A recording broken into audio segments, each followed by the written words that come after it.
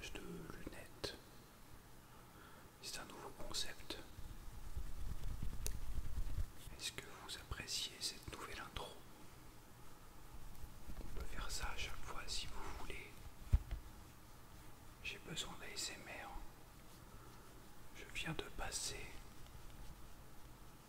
au moins 40 minutes à essayer de refaire fonctionner XSplit. Parce que pour une raison qui m'est inconnue, XSplit avait du mal à se relancer. Ça m'a beaucoup énervé. J'étais à deux doigts de casser l'écran. Donc là je suis content. Ça a redémarré. Et je vais pouvoir tourner une vidéo. Parce que si j'aurais pas pu tourner la vidéo là, je serais devenu fou.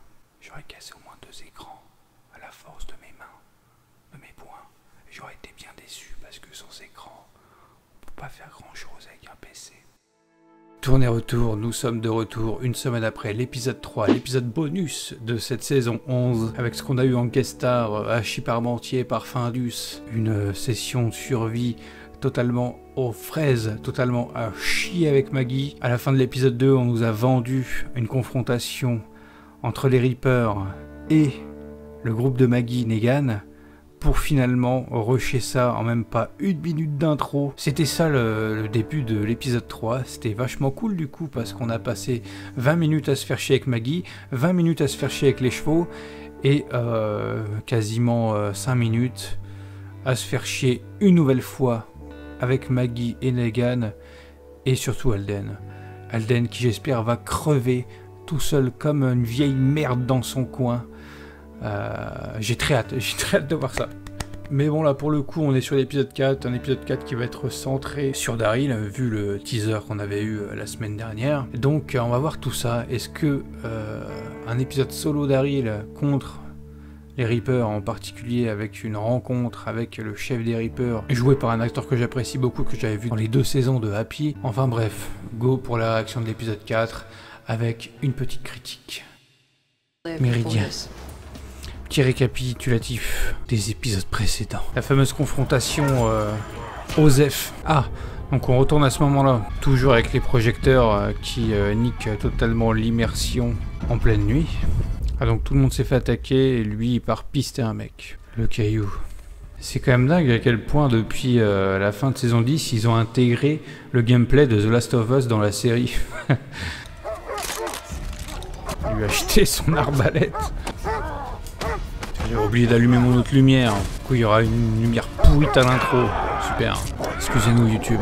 Attends, il a foutu une claque au chien là cet enfoiré. Oh, mais c'est l'IA. Qu'est-ce qu'il fait avec ça?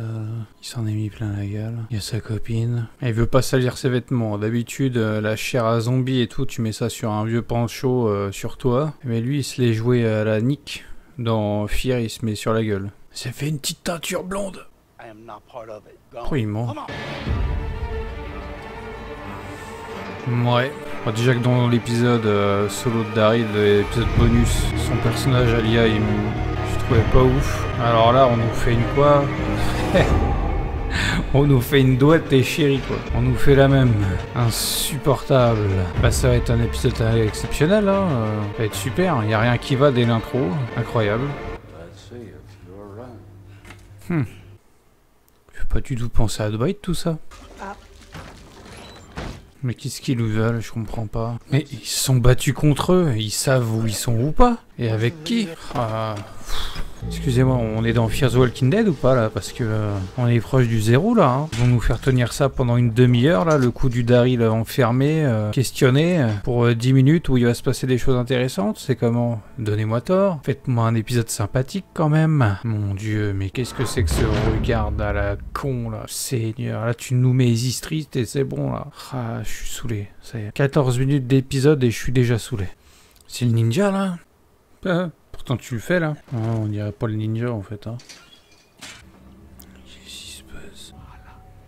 Qu'est-ce qu'il nous fait lui? C'est fait totalement matrixé celle-là. Mais c'est une blague ou quoi? Ils vont quand même pas se plaindre de perdre des gens alors que c'est eux qui attaquent qui...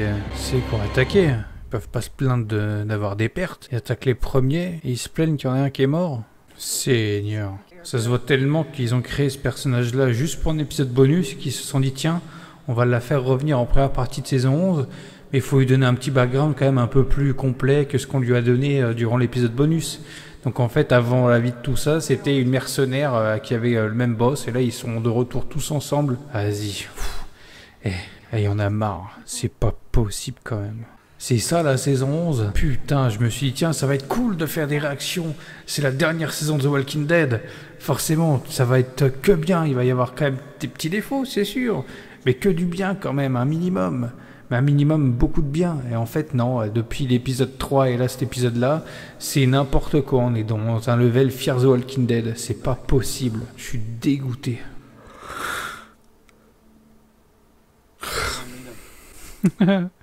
Il a toujours ce jeu, cette façon de parler qui me faisait trop marrer dans Happy.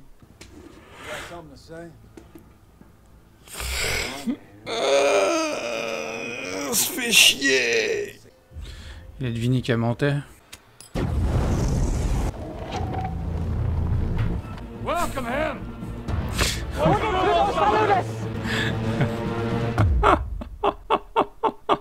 Vous savez savoir pourquoi je rigole.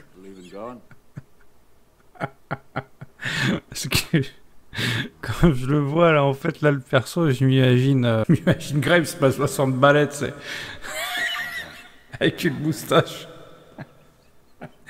et un vieux poney.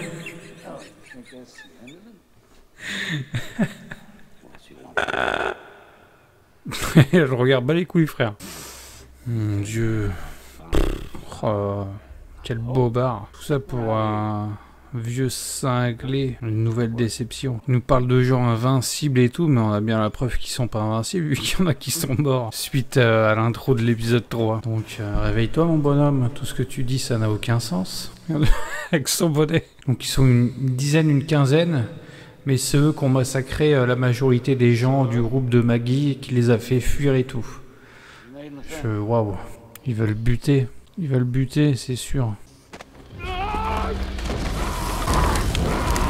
C'était sûr.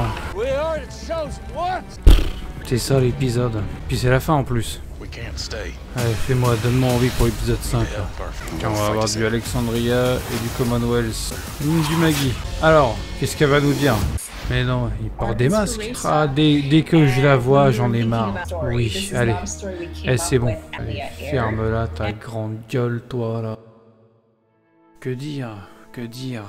Rien à dire, il n'y a pas grand chose à dire, hein. C'est le pire épisode des 4. Pire que le 3e. On se fait chier pendant 40 minutes. Pendant 40 minutes, on se fait chier. On nous remet vite fait la fin du combat contre les Reapers, en intro, avec un Daryl qui, bon, il comprend rien à ce qui se passe, mais il se dit, tiens, je vais aller suivre un Reaper, j'ai vu un Reaper, vas-y viens dog, on y va. Finalement, quand il arrive près du Reaper, qu'est-ce qu'il fait? Il ne l'affronte pas, il utilise un caillou pour se barrer et il continue d'avancer vers on ne sait où, pour ensuite être devant un Reaper qui, plot twist, on s'y attendait pas, Elia. Et ensuite, s'enchaîne un épisode où Daryl est le prisonnier des Reapers, où on n'avance pas, où on se fait chier comme des rats morts. Alors à un moment donné, on en apprend un peu plus sur les Reapers, et bon, les Reapers qui, par Maggie, nous étaient décrits comme des personnes de sang-froid, qui tuent tout le monde, qui ont tué plein de gens chez eux, qui ont terrorisé leur groupe avec Georgie, avec tous les autres.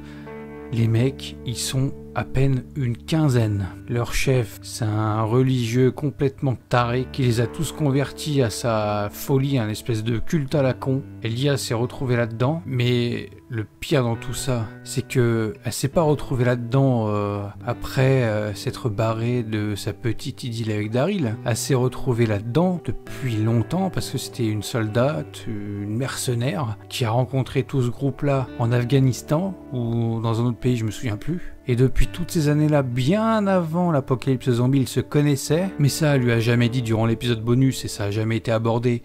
C'était juste une femme qui avait perdu toute sa famille. Donc du coup, les Reapers, c'est ça. C'est d'anciens mercenaires qui se battaient pour des guerres politiques et qui se retrouvent dans un monde post-apo rempli de zombies qui est du coup, d'après leur chef, une guerre donc, dont ils n'avaient jamais connue. Pourtant, j'avais tout vu comme guerre, mais celle-là, je m'y attendais pas. Ça a mal tourné, les mecs. plus de 40 minutes pour ça, quoi. Avec un final pas du tout téléphoné, hein. T'as tourné le dos à ton pote, c'est pas bien. Nous, on est les élus, on tourne jamais le dos à nos frères et nos sœurs. Et il finit en barbecue, le mec. Voilà ce qui s'est passé dans cet épisode. J'essaie de voir du positif dans tout ça, dans cet épisode. J'essaie de voir ce qu'il y a de cool, mais je vois pas. Daryl, pareil. Il dit à Elia, ouais, non, moi, je te mentirai jamais, je t'ai jamais menti. Alors qu'il fait que de lui mentir durant tous les épisodes, quasiment. J'ai envie de dire, ça ressemble pas à Daryl, ça, c'est... Il y a un truc qui va pas, les mecs. Il y a un truc qui va pas. Donc, conclusion de tout ça, on se retrouve avec un Daryl qui, comme en fin de saison 4, se retrouve à être embarqué dans un nouveau groupe, un groupe de fous, hein, cette fois-ci. Avant, saison 4, c'était un groupe, un espèce de pseudo-groupe de motards qui avait des règles, mais qui survivaient. Bon, c'était tous des connards, mais il y avait un minimum de règles. Là, c'est un truc un peu totalitaire où il y a un commandant qui donne des ordres à tous les autres.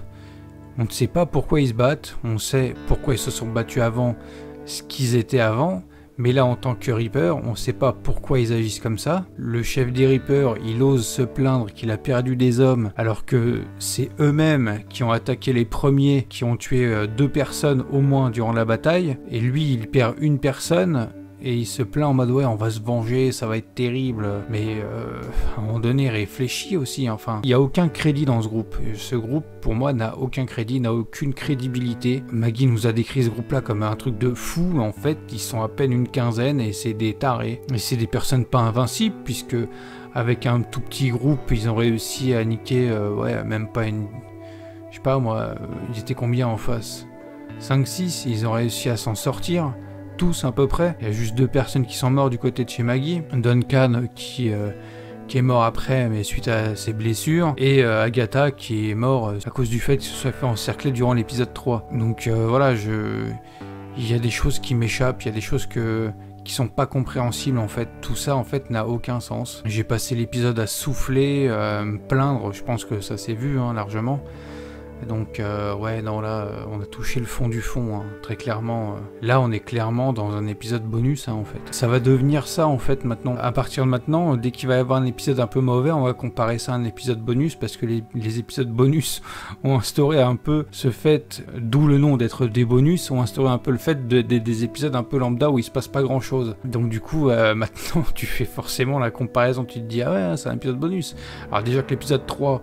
C'était quand même pas mal un épisode bonus sur les bords, mais alors là, ça l'est complètement, parce qu'on se fait chier pendant 40 minutes. Il ne se passe rien, il n'y a que de la parlotte, et le seul moment d'action sur la fin, c'est le chef, il s'est dit, tiens, ah mais elle aime bien en fait ce mec-là, vas-y, on va faire un petit test, on va foutre le feu partout, on va voir comment ils s'en sortent. Et juste parce que Daryl, car ils ont une relation avant, met la vie de Lia en priorité par rapport à la sienne pour se sortir de la baraque, il dit tiens c'est bon, c'est un des nôtres, on va le prendre, on va le récupérer, on va le recruter. C'est... Enfin bref, franchement j'ai rien de plus à dire, le teaser du prochain épisode donne pas mal envie, j'espère que ça va être un épisode sympathique. On va avoir du Commonwealth, on va avoir du retour d'Alexandria, du retour de Negan et Maggie. À mon avis, il n'y en aura pas beaucoup de scènes avec eux, mais bon, après, bon, hein, les teasers, ils donnent toujours envie. L'épisode 4, il me donnait envie, et finalement, c'est le pire pour le moment. Voilà, quoi. On a 8 épisodes pour une première partie. Là, on vient de finir la moitié de la première partie. On a les 2 premiers épisodes, double épisodes, qui sont bien, mais pas exceptionnels. Et c'est pas à la hauteur d'un début de saison, d'ultime saison de The Walking Dead. Épisode 3, c'est à 80% un épisode bonus. Et là, l'épisode 4, 99% un épisode bonus. Il me déçoit bien, là. Là, je sais pas quoi dire. J'espère que la suite sera bien meilleure, qu'on va retrouver quelque chose d'un peu mieux. Hein. Enfin voilà, je suis blasé. Voilà, c'est mon avis. J'espère qu'il y aura d'autres personnes qui seront pas si déçues que ça de cet épisode. Hein, même si j'imagine que quand même il y aura pas mal de monde qui seront un peu déçus aussi. Donc voilà, dites-moi en commentaire ce que vous avez pensé de cet épisode. Est-ce que comme moi, vous êtes dans une déception des plus totales, il n'y a pas d'autre mot, ou est-ce que vous avez apprécié un minimum certains aspects? Si oui, dites-moi ce que vous avez apprécié dans cet épisode, que je vois un peu le positif. J'en vois pas vraiment moi personnellement, donc voilà. N'hésitez pas à vous abonner si vous voulez voir la suite des réactions. Il nous reste encore 4 vidéos, 4 semaines avant la fin de la première partie. À la semaine prochaine. Salut les potes!